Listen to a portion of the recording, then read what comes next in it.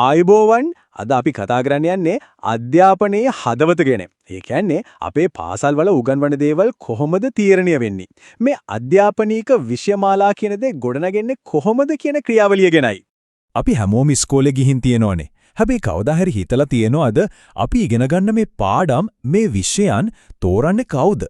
ඒක කරන්නේ මොන වගේ පදනමකින්ද කියන. අන්න ඒක තමයි අද අපි විග්‍රහ කරන්න යන්නේ මූලිකම කාරණය.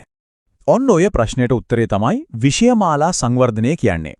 සරලවම කිව්වොත් ඉගෙන ගන්න යාට හරියටම ගැලපෙන විදිහට පාඩම් මාලා නිර්මාණය කරන එහෙම නැත්නම් දැනටමත් තියෙන ඒවා යාවත්කාලින කරන ක්‍රමානුකූල වැඩපිළිවෙලකට තමයි මේ නම කියන්නේ. හද මේක නිකම්ම විෂයන් ටිකක් ලිස්ට් එකකට දාන එක නෙවෙයි. හරියට ලස්සන ගෙයක් හදන්න කලින් අඳින නිල් සැලැස්මක් තියෙනවනේ. අන්න ඒ වගේ මේකත් අධ්‍යාපනය කියන ගොඩනැගිල්ල හදන්න පාවිච්චි කරන හරිම සූක්ෂමව හරිම පරිස්සමෙන් හදපු සැලැස්මක්.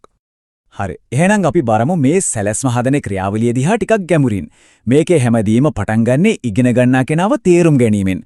අන්න ඒක තමයි පළවෙනිම අදියර. අවශ්‍යතා හඳුනා ගැනීම.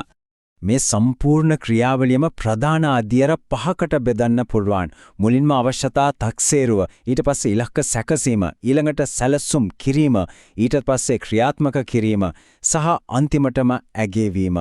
අපි දැන් මේ එකින් එක ගැන විමසා බලමු.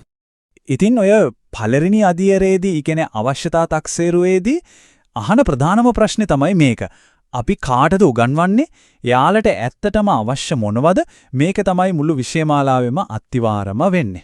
මේ අවශ්‍යතා මොනවද කියලා හොයාගන්න විවිධාකාර ක්‍රම පාවිච්චි කරනවා. උදාහරණයක් විදිහට සමීක්ෂණ. ඒවයින් පුරුවන් විශාල පිරිසකගෙන් දත්ත එකතු කරගන්න. සම්මුඛ සාකච්ඡා වලින් පුළුවන් කෙනෙක්ගේ අදහස් හරිම ගැඹුරින් දැනගන්න. ඊට අමතරව නාභිගත කණ්ඩායම් සාකච්ඡා වලින් පුළුවන් සමාජයේ තියෙන පොදු ආකල්ප මොනවද කියලා තේරුම් ගන්න. හොඳයි.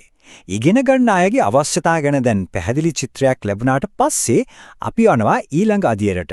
ඒ තමයි ඉලක්ක තැබීම සහ සැලසුම් කිරීම. මේක හරියට ඉලක්කයකට දුන් එල්ල කරනවා වගේ වැඩක්. දැන් අවශ්‍යතා මොනවද කියලා දන්න නිසා අපිට පුරුවම් මේ විෂයමාලාවෙන් ලැඟා කරගන්න ඕන පැහැදිලි නිශ්චිත ඉලක්ක මොනවද කියලා හරියටම තීරණය කරන්න. හැබැයි මේ ඉලක්ක නිකම්ම ආසින් පාත් වෙන්නේ නැහැ. ඒවත් තීරණය වෙන්න බලපාන සාධක ගොඩාක් තියෙනවා. ඒක විවිධ කාරණාවල එකතුවක්. මේකේ තියෙන වැදගත්ම සාධකය තමයි ඉගෙන ගන්න ශිෂ්‍යයා. එයාලගේ වයස, එයාලගේ සංස්කෘතික පසුබිම, ඉගෙන ගන්න කැමති විදිය, අන්න ඒ වගේ දේවල් තමයි මූලිකවම සලකා බලන්නේ.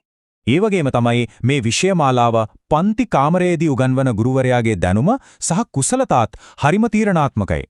යථාර්ථවාදී ඵලදායී ඉලක්ක හදන්න ගුරුවරයාගේ දායකත්වය නැතුවම බෑ. ඊට අමතරව රටේ තියෙන සමාජීය සහ සංස්කෘතික තත්වයන්, ජාතික මට්ටමේ අධ්‍යාපන ප්‍රමිතීන්, ඒ වගේම සමාජයේ අනාගත අවශ්‍යතා වගේ පුළුල් කාරණාත් මේ ඉලක්ක තීරණය කරන්න කෙලින්ම බලපානවා. හරි. දැන් ඉලක්ක මොනවද කියලා පැහැදිලි. ඊට පස්සේ නිර්මාණකරුවන් මේ පාඩම් මාලාව ගොඩනගන්න පාවිච්චි කරන රාමුවක්. ඒ කියන්නේ ටයිලගේ ආකෘතිය හෝ වීලගේ ආකෘතිය වගේ ප්‍රධාන සැලැස්මක් තෝරගන්නවා. දැන් අපි යන්නේ මේ හදපු සැලැස්ම යථාර්ථයක් බවට පත් කරලා ඒකේ සාර්ථකත්වය මැනලා බලන අන්තිම අධ්‍යයන දෙකට. ඒ තමයි ක්‍රියාවට නැංවීම සහ ඇගයීම. ඔව්, ඒ තමයි ක්‍රියාත්මක කිරීම සහ ඇගයීම. ක්‍රියාත්මක කිරීම කියන්නේ සරලවම හදපු සැලැස්ම පන්ති කාමරයට ගෙනියන්න එක. ඇගයීම කියන්නේ ඒක කොච්චර දුරට සාර්ථක වුණාද කියලා මැනලා බලන එක. අපි ආයෙත් අර නිල් සැලැස්මේ උදාහරණයට ගියොත් ක්‍රියාත්මක කිරීම කියන්නේ ඒ සැලැස්මට අනුව ගොඩනැගිල්ල හදනවා වගේ වැඩක්. ඒ කියන්නේ සැලසුම් කරපු පාඩම් ද්‍රව්‍ය සහ ක්‍රියාකාරකම් සිසුන්ට ලබා දෙන එක. එතකොට ඇගීම කියන්නේ අර ගොඩනැගිල්ල හදලා ඉවර වෙලා කරන අවසාන පරීක්ෂාව වගේ. විෂයමාලාවෙන් බලාපොරොත්තු වුණු ඉලක්ක ඊට උනාද, තව මොනවද දියුණු කරන්න ඕන, මේ දේවල් හොයලා බලන එක. මේක තමයි මේ ක්‍රියාවලිය නිරන්තරයෙන් දියුණු කරන ප්‍රතිපෝෂණ චක්‍රය බවට පත් කරන්නේ. හොඳයි. ඉතින් මේ තරම් ක්‍රමානුකූලව මේ තරම් දේවල් හිතලා බලලා මේක කරන එකේ වැදගත්කම මොකක්ද? මෙන්න මේ උපුටා දක්වීමෙන් ඒක හරිම ලස්සනට පැහැදිලි වෙනවා. ක්‍රමානුකූල ප්‍රවේශයක් නැතුව විෂයමාලාවක් ඵලදායී වෙන්නෙත් නැහැ. ඒකෙන් බලාපොරොත්තු වෙන අරමුණු ඉටු වෙන්නෙත් නැහැ.